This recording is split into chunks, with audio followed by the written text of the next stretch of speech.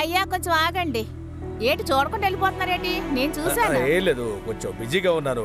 Party Mahanadu జరుగుతుంది. ఊరికి వెళ్ళట్లేదు కదా?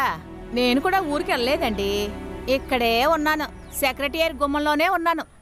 మీకు గుర్తుండదు కదా, చాలా సంవత్సరాలు అయింది కదా. మా ఊరు అతనే నాతో పాటు పోరాటానికి వచ్చారు ఈ ఊరికి. అవును, ఇప్పటికీ మీరు పోరాటం చేస్తున్నారా? పోరాటం అంటే ఏంటో నీకు తెలుసా? పోలీసుల దెబ్బలు ఎలా ఉంటాయో కూడా నీకు తెలుసా? పోరాటం చేసి పోలీసులతో దెబ్బలు తిని చనిపోయిన నా భర్త నీకు గుర్తున్నాడా? చెప్పు. ఊరిని బాగు చేస్తామని చెప్పి మా ఇంటిని నేలమట్టం చేశారు చూసారా? ఇంట్లో పని చెప్పడానికి నీతో పాటు ఉన్న వాళ్ళకి ఎంత ఆత్రంగా ఉండేది. ఇప్పుడు ఎవరు లేరు, ఏమయ్యారు? అది కాదు కామ్రేడ్, ఈ ప్రజల సమస్యగా మధ్యలో. ఏ ప్రజల సమస్య చెప్పు. నేను నాలాంటి సాధారణ ప్రజలు తప్ప ఇంకెవరు సమస్యలు తీర్చబోతున్నావో చెప్పు. కామ్రేడ్, నేను ఇచ్చానని ఇవ్వండి. ఇది ఎవరి దగ్గర తీసుకున్న డబ్బులు? నా కుక్క కూడా ఈ డబ్బులు ముట్టుకోదు. ఆకలేస్తే అడుక్కునైనా తింటాను. నన్ను తీసుకెళ్లి అక్కడ కూర్చోబెట్టా చూడు, ఆ చోటు నాకు చాలు. రండి వెళ్దాం. పార్టీ నుంచి బయటకు వచ్చేసారా? నా పార్టీ నుంచి నన్ను కూడా బయట తరిమేశారు. ఇకపై పీపీ గురించి ఎదురు చూడడం వేస్ట్. మనమందరూ కలిసి 3వ పార్టీ ప్రారంభిద్దామయ్యా అంటారు. వీళ్ళకి వేరే పనే లేదయ్యా. ఇంట్లో ఉన్న అన్ని సామాన్లని అమ్మేసి నేను ఇక్కడ వరకు వచ్చానురా. అవును, నన్ను ఇక్కడికి నువ్వు ఎందుకు తీసుకొచ్చావురా? ప్రతిరోజు పత్రికలో తన ఫోటోను చూపించడానికా? ఆ మార్కండేయుడు కూడా కనిపించట్లేదు, చచ్చిపోయాడా? సిపి, మనం పోరాటాన్ని ఇప్పుడే కదా మొదలు పెట్టాం. అన్నిటికీ దాని టైం వచ్చినప్పుడు. నీ మాట వినందుకే నేను ఇక్కడ నడు రోడ్లో ఉన్నాను. ఓర్మై, కొంచెం అటు చూడరా. ఎప్పుడు మొదలుపెట్టింది వీడియో రావడానికి? మనం కూడా ఇక్కడికి వచ్చి చాలా రోజులయ్యింది. ఎవరైనా ఒక్కసారి ఇటువైపు వచ్చారా? ఆ నాయకుడి దగ్గరికి వెళ్ళి డబ్బులు ఇవ్వడమేరా తరువాయి. ఏంటి, ఏమంటావు చెప్పు. ఇలా చూడు సిపి, ఈ స్టాచ్యూ కోసం పోరాటం అంటే ఏమిటి? నోర్ముయ్. మా నాన్న చనిపోయాకే విగ్రహం అయ్యారు. నువ్వు నేను ప్రాణంతో ఉన్నప్పుడు నన్ను విగ్రహాన్ని చేసేసాను.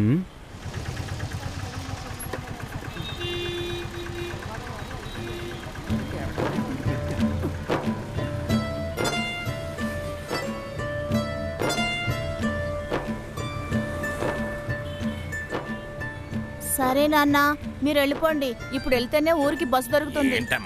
అమ్మతో చెప్పండి, అమీర్ గురించి ఏ విషయం తెలియకుండా నేను ఊరికి రానని చెప్పండి.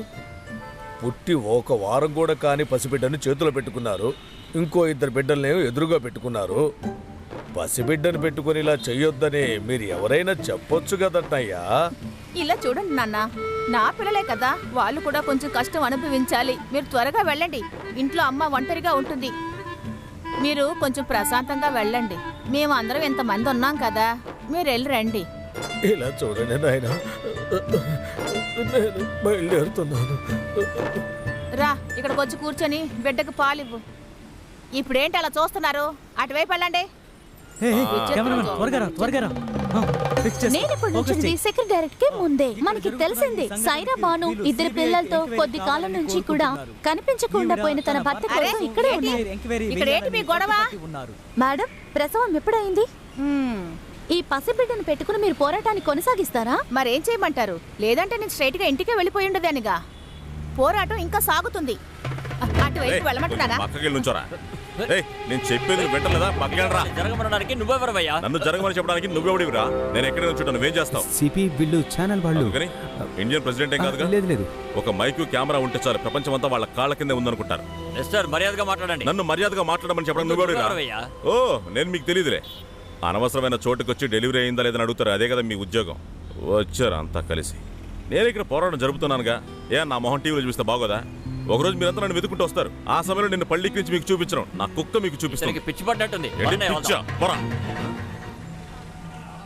పెద్ద ఛానల్ వాళ్ళంట. ఏమిటి సిపి, కొంచెం ప్రశాంతంగా ఉండండి. ఇదేమి మన ఊరు కాదు, సిటీ. ఇక్కడ ప్రాబ్లం చేస్తే మనకే కదా డ్యామేజ్. ఇలా చూడు, ఈ రోజుతో మొత్తం అయిపోవాలంతే. ఆకలితో ఉండడానికి ఏదో ఒక ప్రయోజనం ఉండాలి. ఆ విధంగా అనకూడదు.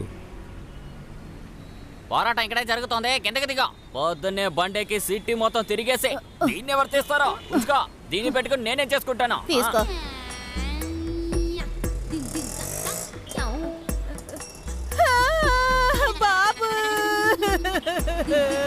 మీరు ఇప్పుడు ఎందుకు ఇక్కడికి వచ్చారు? అక్కడ ఏ నీడా లేదనా?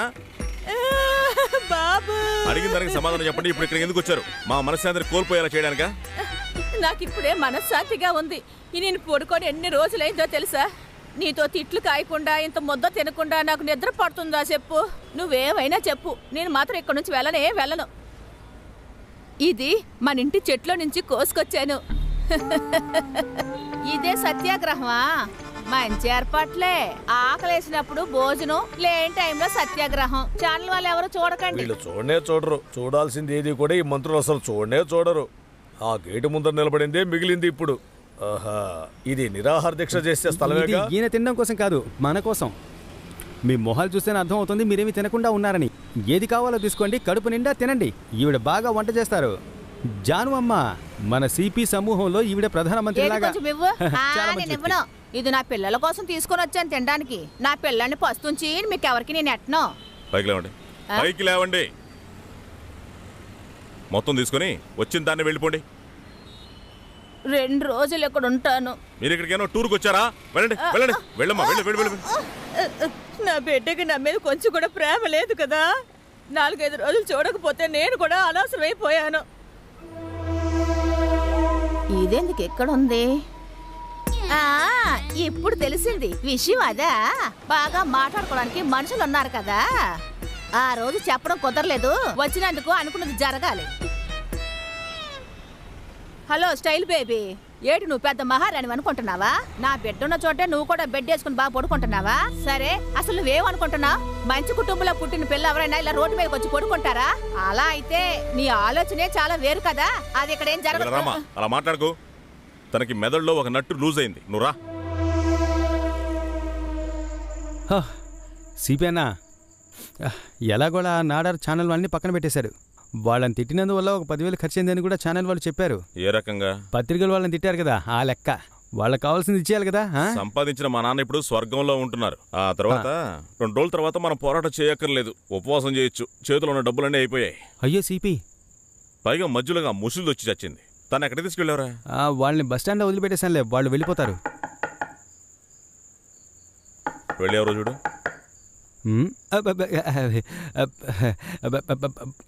బస్సు దొరకలేదా ఏంటి? బస్ ఏం దొరకకుండా లేదు. అయితే ఏం వెళ్ళలేదు. ఊరికే నన్ను వెళ్ళమంటే నేనేం వెళ్ళను. తిరిగి పోరాటం దగ్గరికి వెళ్ళి చూస్తే ఆ పిల్ల నన్ను ఇక్కడ తీసుకొచ్చి దేబెట్టింది. ఏ అమ్మాయి? ఓహో, ఈ అమ్మాయా? మీకు మనసాక్షి లేదా ఇంత పెద్ద ఆవిడని ఒంటరిగా పంపించడానికి? వచ్చేటప్పుడు ఒంటరిగానే వచ్చారు, వెళ్ళేటప్పుడు ఒంటరిగానే వెళ్తారు. వెళ్ళి చేరకపోయినా మీకెలాంటి సమస్య ఉండదు. ఆవిడ నన్ను తిట్టినందుకు గాను నాకు ఎలాంటి కోపమూ లేదు. ఇటువంటి మహిళలంతా అలాగే మాట్లాడతారు. ఈవిడ పోరాటానికి రాలేదు, అన్నీ తిరిగి చూడటానికి రాలేదు. కొద్ది రోజులుగా మిమ్మల్ని చూడలేదు కాబట్టి మీకు అవసరమైన భోజనాన్ని తీసుకురావడం కేవలం మీకోసమే. వీటన్నిటినీ తెలుసుకోవాలంటే మనసు అనేది ఒకటి ఉండాలి. ఒక పెద్ద మనిషి కొడుకు ఇలా జోకర్ కావడం చాలా కష్టం. ఒక శిల చేయడం ఇంత పెద్ద విషయమా చెప్పండి? లోకల్లో శిల కోసం పోరాడే ఒకే ఒక వ్యక్తి మీరే అయ్యుంటారు. ఇలాంటివన్నీ చేస్తూ మీరు మా పక్కనుండడం మాకు కూడా అసహ్యంగానే ఉంటుంది. ఏదైనా ఒక మంచి పని కోసం మీరు పోరాటం చేస్తూ ఉంటే నాకు మీ మీద గౌరవ మర్యాదలు కలిగేవి. మీ నాన్న ఎందుకోసం జీవించారో కాస్త ఆలోచించండి. ఆ తర్వాత కళ్ళని చెవుల్ని కాస్త తెరుచుకోండి. ఇన్నేళ్లుగా మీరు జీవిస్తున్న జీవితానికి అర్థం అనేదే లేదని అప్పుడు మీకు అర్థం అవుతుంది.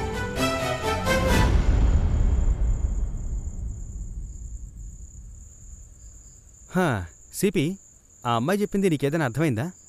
ఇదంతా అవసరమా? సైలెంట్గా ఊరికి వెళ్ళిపోండి అంటుంది. అది కూడా కరెక్టే. నీ దగ్గరున్న డబ్బంతా అయిపోయింది. మనం దీన్ని ముగించేద్దామా? ఊరికే ఉండే పిల్లల్ని రెచ్చగొట్టి తీసుకొచ్చింది మీరే కదా. 2లో నుంచి ఏదో ఒకటి తీర్మానించుకోకుండా ఇక్కడ నుంచి వెళ్లేదే లేదు. లేదు అలాగే వెళ్ళిపోతాం అనుకుంటే ఇక పైన అక్కడికి వెళ్ళి కూర్చునేది ఇక నేనే. ఇలా చూడయ్యా, నీతి నిజాయితీగా కష్టపడి నువ్వు మంత్రి అవ్వలేదు తెలుసా? నీ కులప మనుషులు గుద్దును గుద్దారుగా. అడవి మనసుల సమస్య ఇప్పుడు బుధాకరం అయింది. దీన్ని ఇలాగే వదిలితే ఇక్కడి నుంచి ఢిల్లీ వరకు పాకుతుంది, గుర్తుపెట్టుకోండి. ఏంటయ్యా నువ్వు ఏం చెప్పినా దిక్కులు చూస్తున్నావు. ఒకడిని ర్యాగింగ్ చేసి చంపిన కేసు, ఆ కేసు ముగించడానికి టైం పడుతుంది. నిజాయితీగా మాట్లాడుతున్నట్టు అనుకుంటున్నావా? అలాగా, మా ఇద్దరి కొడుకులే కదా, ఎలా బయటికి రప్పించాలో మాకు బాగా తెలుసు. కానీ ఇక్కడ నీ పరిస్థితి కష్టమే. రాజీనామా చేయాలా? కొత్తగా ఫోన్ మాట్లాడిన వాళ్ళ సీడీ నా చేతిలో ఉంది. డబ్బులు తీసుకుని మాట్లాడిన వాళ్ళ మాటలన్నీ దాంట్లో ఉన్నాయి. నా గురించి బాగా తెలుసు అనుకుంటాను. ఈ విషయంలో ఒక నిర్ణయం తీసుకోలేదనుకోండి, నేను సాయంత్రం ఒక ఛానల్లో కూర్చొని ఇంటర్వ్యూ చేస్తాను. ఇలా చూడు, ఆ ఎవిడెన్స్ ఉంది, ఈ సీడీ ఉంది అని చెప్పి సీఎంని బెదిరిస్తున్నట్టు నన్ను బెదిరించొద్దు. ఇప్పటికే ఉన్న పొజిషన్ రెడ్ కలర్ లైట్ పోయినాయి కదా, మిగతా ఉన్న వాటిని కొంచెం జాగ్రత్తగా చూడు. ఎమ్మెల్యే పోస్టింగ్ కూడా పోతుంది.